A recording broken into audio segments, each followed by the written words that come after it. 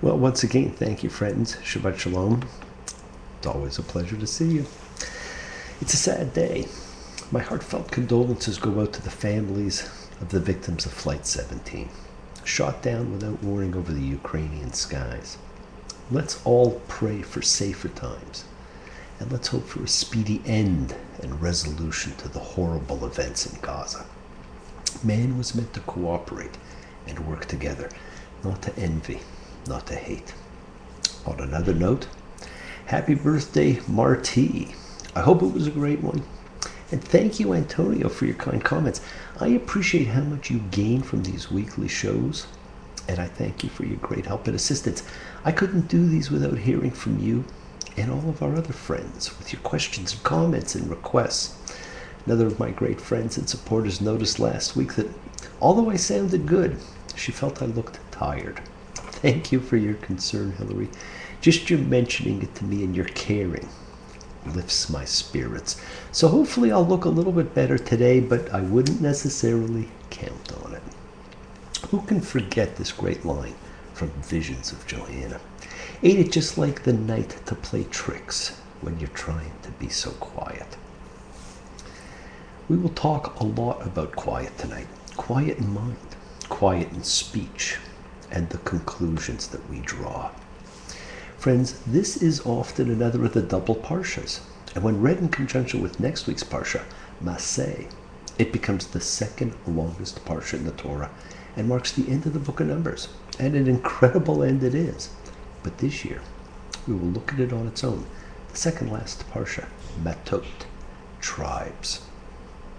It's 40 years after the Exodus, and the children of Israel are about 2 million people. They have a significant amount of wealth and army and are about to cross the River Jordan. It's pretty amazing considering the timelines of history, and friends, I am encouraging you to take everything with a grain of salt. Take what I say with a grain of salt. We have already seen that interpretations become fact when they shouldn't. And we'll see a lot of that in this parsha. I want you to remove these grandiose descriptions and use this parsha to look at the Torah on one of the other levels which we've talked about, the metaphoric and the hidden. There's so much to see there, and it's really great that we're looking at this parsha on its own this year. Friends, this parsha is about vows, and there's a difference in vows made by men and vows made by women. But the revolution for freedom and equality has begun. And this parsha is about the Midianite war. And it's about land distribution, with 3 tribes staying east of the Jordan and the others crossing to the west. And friends, when I read that, about the east and the west choices, I thought back to when Abraham and Lot chose their directions. Abraham went west, and Lot turned east towards Sodom and Gomorrah. And there were unspoken reasons for those choices. Now let's look at how this parsha begins. Should a man take a vow or make an oath to the Lord to take upon himself a binding pledge? Vow, oath, binding pledge. Wow, that's a lot. And in Hebrew, it is neder, shavua, yisar. And even though it says should a man, the real subject is women. And friends, one of these Hebrew words you're actually all quite familiar with. The first, vow, neder. But you know it from the special prayer done prior to Yom Kippur, the kol nidre, an Aramaic prayer, the prayer to annul vows. And just so you know, neder is a conditional promise to God. If you, then I. Shavua is an oath which is binding from when first pronounced. And Yisar, well, we're not 100% certain, but it is believed to be an oral pledge which is then set down in a legally binding written form. It's now that the parsha changes because it switches to should a woman. And now we have the real subject. You see, friends, women still had limited legal autonomy, and therefore her father can annul her vows, and then her husband can. The Torah even provides for vows of a widow or a divorced woman. But it actually makes no provision for, because it never anticipated, that there would be spinsters, a term I always found quite strange in this day and age, and a biblical rarity due to the imperative to marry and procreate. We were just witnesses to the formation of women's rights last week, perhaps the first in the world, and we now learn that the rules regarding vows for women are different and come under the control of their fathers or husbands. We are at a crossroads of law shown by the power of men over women. But regarding vows, there is a twist, for it contains the transfer of the responsibility for the fulfillment of the vow to the men. And that could be subject to a timing mechanism, partly dependent upon how long there was between the vow and the abrogation, if they're trying to cancel the vow. We also find that what we hinted at last week is true. Women's rights to inherit have strings attached to them. They must marry within their own tribe, or they do forfeit their land. One step forward, two steps back, like that great song by John Prine and Steve Goodman said. That's the way that the world goes round. You're up one day, the next you're down. It's a half an inch of water, and you think you're going to drown. That's the way that the world goes round. You see, unfortunately, as we still see, some are just more equal than others. It is a slow train coming. And we've talked about the fact that thoughts are things, and therefore words have strong power. They set in motion forces that we often don't anticipate. Friends, this Parsha emphasizes it. Whatever issues forth from her lips. The biblical world understood words were an entity. They were palpable things we have forgotten, or else people would actually watch what they say. We throw off words as just words. Even the vows we make in that most sacred of ceremonies, a wedding, be it I do, or Hareat Mekudeshet Li, behold, thou art consecrated unto me. These are not statements to be taken lightly, and the biblical generation understood this. What we say, what we vow, what we pledge creates a life force of its own. So please, guard your words. This is one of the silent lessons of this Parsha. The rules on vows and how they could transfer to the male is quite interesting. And I suggest you all read this whole Parsha at some point, and perhaps we'll even come back and look at this mechanism. But I want to move on to the next thing that takes place in this Parsha, and that's in Numbers 31:2. When God says to Moses, wreak the vengeance of the Israelites against the Midianites. Afterward, you shall be gathered to your kin. There are two very interesting things here. Moses is told that after this battle, he will die. And we see this as ordered as a vengeance war. Where did that come from? Have we once again filled in a few too many blanks?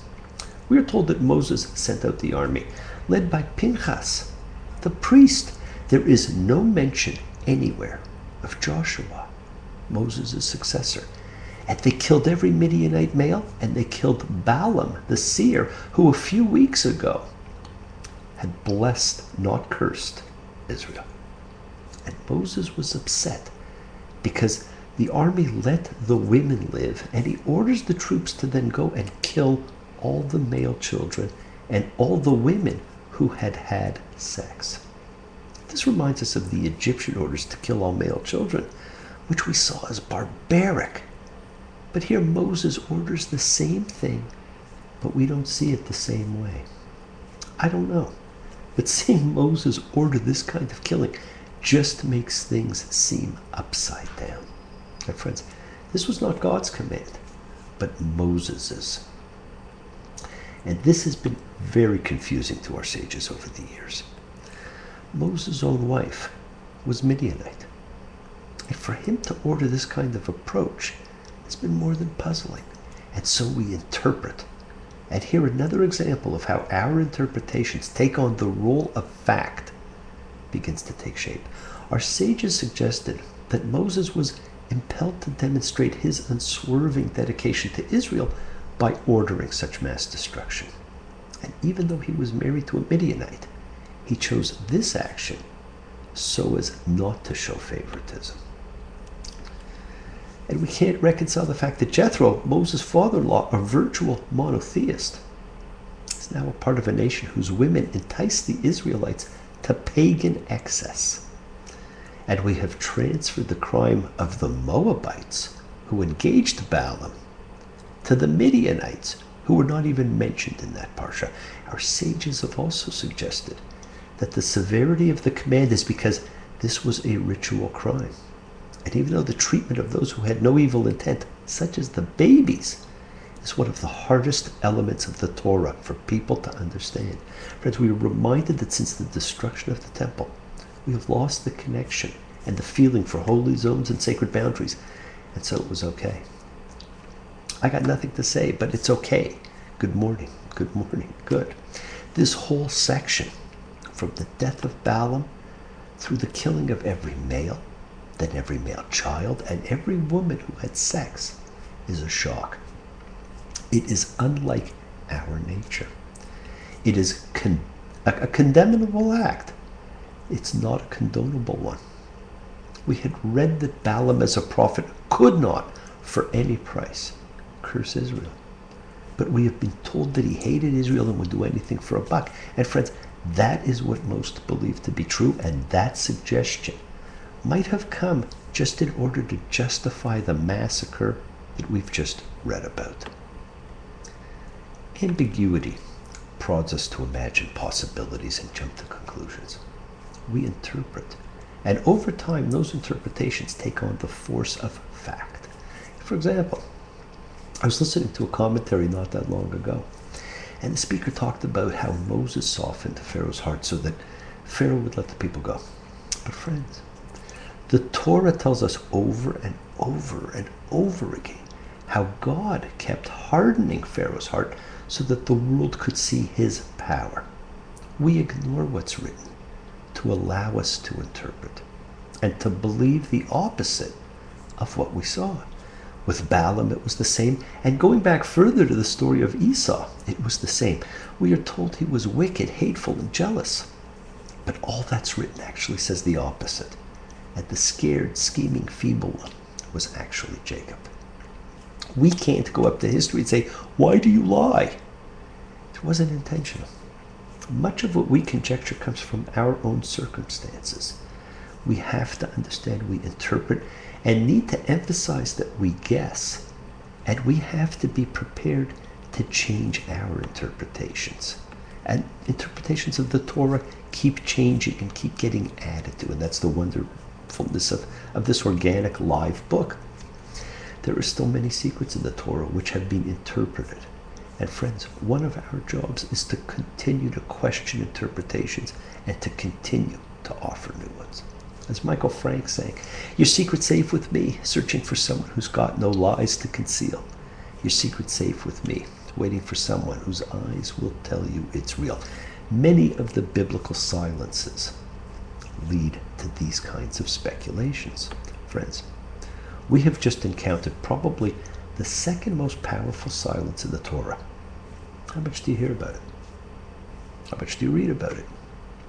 How much do you think about it? Not much. It's a silence, and I bet you missed it. This silence is that there is no comment whatsoever about Moses' thoughts or feelings when told to kill all of the Midianites. Hello, darkness, my old friend. I've come to talk with you again because a vision softly creeping left its seeds while I was sleeping, and that vision that was planted in my brain still remains within the sound of silence. There are at least 3 great silences in the Torah, and 2 of them belong to Moses. Now, the first great silence of the Torah is when we are told nothing about what's in Abraham's heart in the story of the near sacrifice of Isaac, the Akedah. But we do know that it changed their relationship forever. The second most powerful is the one we just read about regarding the genocide of Moses' wife's people. And the third was earlier in the Moses story, when we are told nothing of how he felt with the reunion of his family. The Torah, my friends, has a way to leave great things unspoken and leave us to ponder them. Fool, said I, you do not know. Silence like a cancer grows. Hear my words that I might teach you. Take my arms that I might reach you. But my words, like silent raindrops, fell and echoed in the wells of silence. In many ways, friends, this was another of the stories that are containing opportunity costs. Almost all decisions we make, almost all projections, almost all interpretations contain them. And the Torah is filled with them. At 74, Abraham left home with nothing. He could have stayed and continued in his father's idol business. He had to weigh what he was giving up for what he might find. And he had to face similar choices when going to Egypt and when going to Pharaoh's court. Jacob toiled for his uncle Laban to marry Rachel. He wound up with Leah.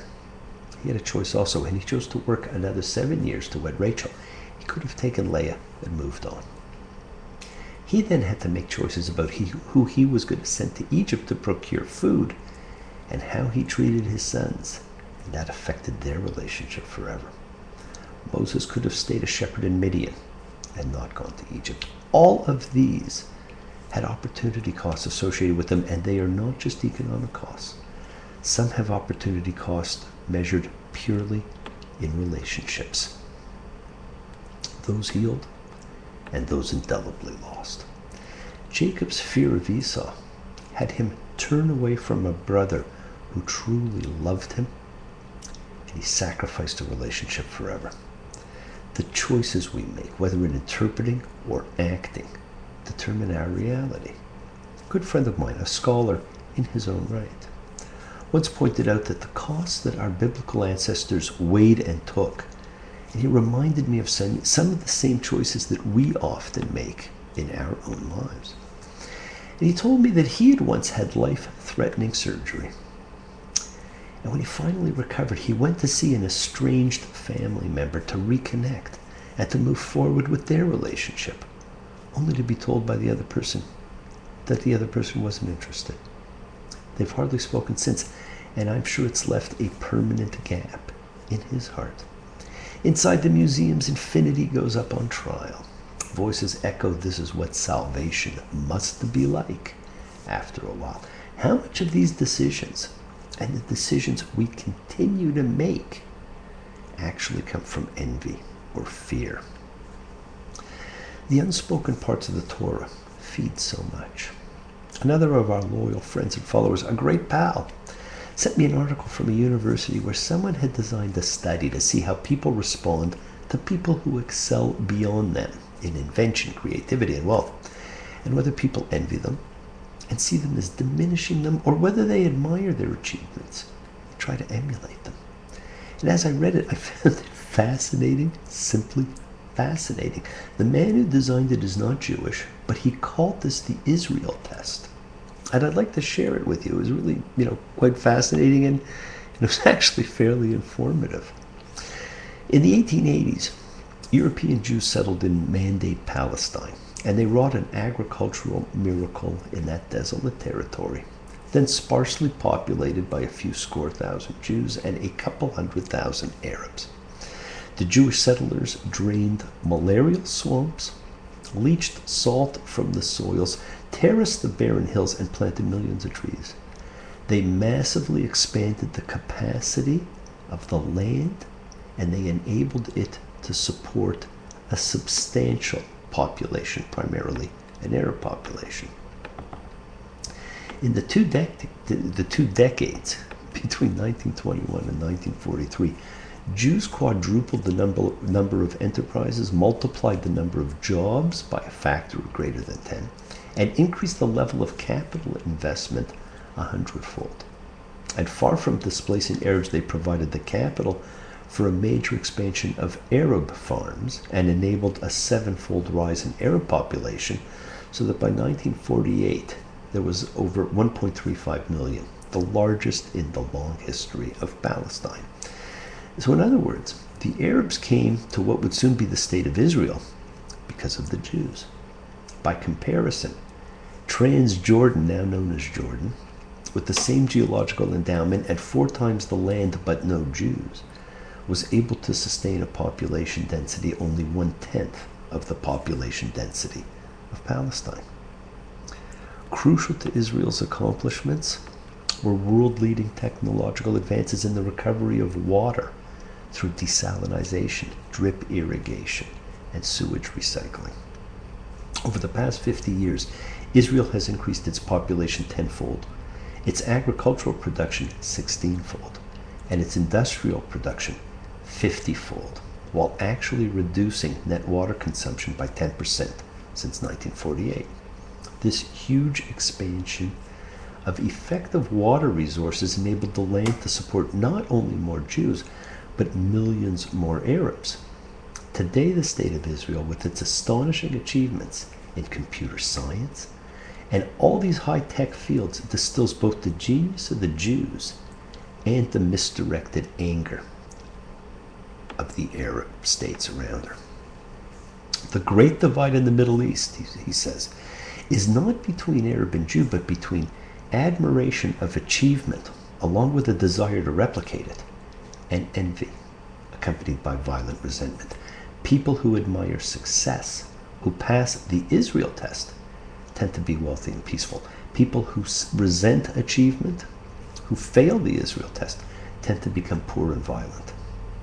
So his question was, how do you respond to people who excel past you in invention, creativity, and wealth? Do you envy them? Do you feel their success diminishes you? Or do you try and emulate it? To him, the Israel test is the central divide in the world today. I read this thing and I thought it was fantastic. I found it to be an amazing test. I found it thought-provoking and inspiring to hold up that mirror of self. Friends, do you admire achievement or do you resent it? Do you pass the Israel test? Thank you all for joining me. Great health and happiness to you all. Let's see some peace to the world. Blessings to everybody. I miss you. I love you. See you again next week. Shabbat Shalom. Have a great one. Take care. Bye.